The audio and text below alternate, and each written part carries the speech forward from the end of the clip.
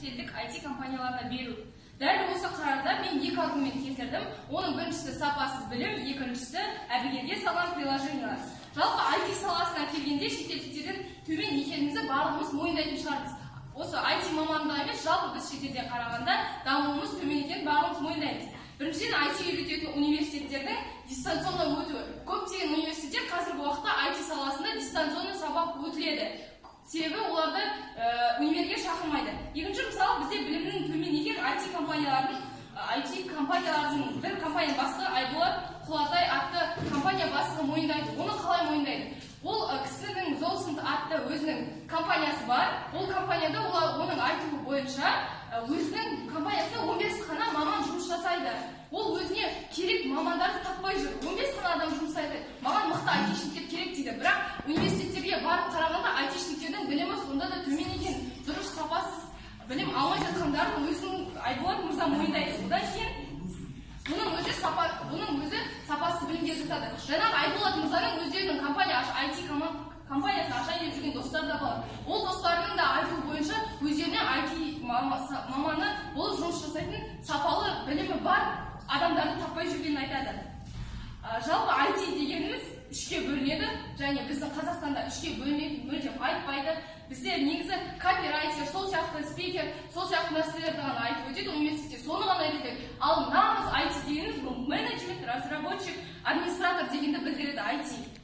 Копирайтермен мүлдем біздің Қазақстан бойынша тек қана копирайтермен үйретеді, ал шетелде негізі бізде разработчик, жаңағы администратор, менеджмент болып бөлінеді. Жалпы ең бірінші разработкаға тоқталайын. Разработчик бұл IT, бұл ең біріншіден ойындар.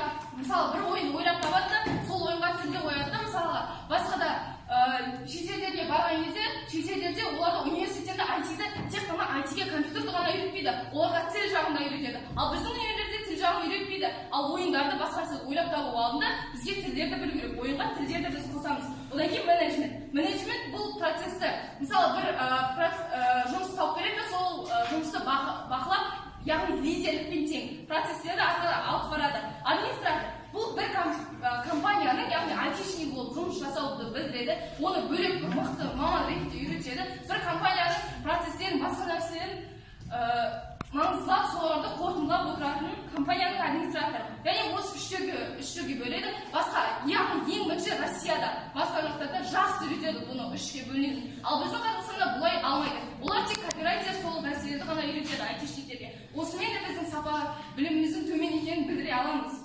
Шетелге қарағанда. Жалпы Хабар телеарнасында айтишниктердің тапшылығы. Хабар телеарнасында айтады, айтишниктер бір қандай мамандықтар, профессиялар аз деген кезде айтишниктер аз деп айтады. Себебі мықты айтишниктерді жоқ деп есептеймін. Универ мектептердің өздерінде бізде білім аз. Себебі көптеген оған факт ретінде менің спикерім айтып өтетін болады. Одан ең басты нәрсе ол мұнай өндіру саласында IT маманның жоқтығы. Қазіргі уақыттың өзінде мұнай саласына айтишникті өте қатты іздеп жатыр. Оны сіздер барлық жерден көрулеріңізге болады. Одан кейін мамандардың оқушыларға дұрыс жабдықтандыра алмауы. Мысалы, мектеп универлерде адамдардың шабытын дұрыс ашалса егер мамандар, мүмкін бұл IT мамандығын біз жақсы дамыта алар едік. Одан соң Қазақстанда бізде капитализмнің төмендігі, яғни капитализм бұл ақша жағынан біздің дұрыс компьютерлермен, тағы да басқа нәрселермен дұрыс қамтамасыз ете алмаулығымыз Қазақстанда.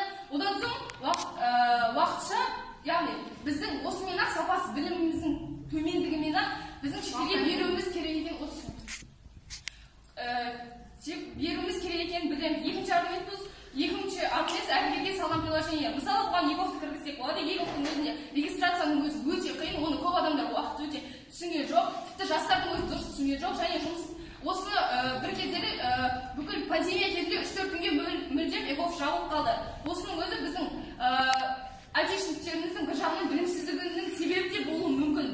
Одан соң сеттің ұстамауына да болуы мүмкін. Шетелдің және ЕГОВтың өзі біздің шетел ойлап тапқан. Оны шетел бізге берді, біздің айтишниктер мүмкін.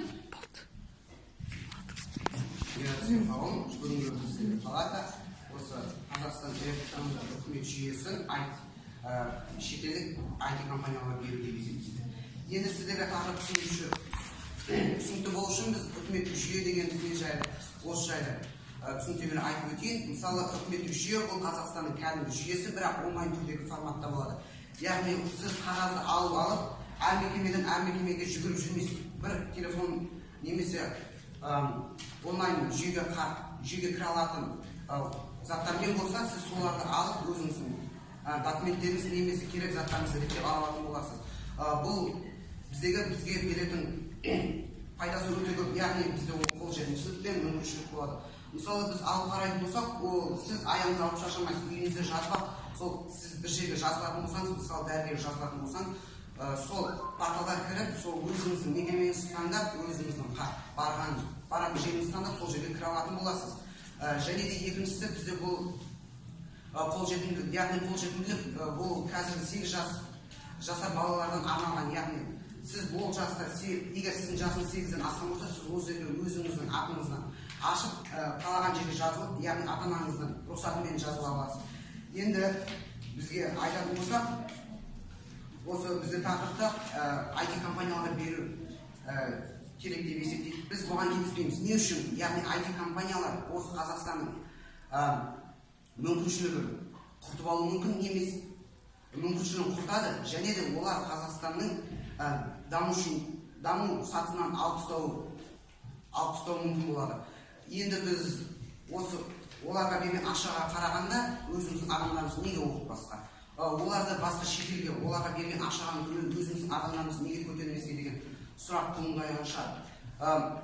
Енді осы орайда алып қарайтын болсақ, біздегі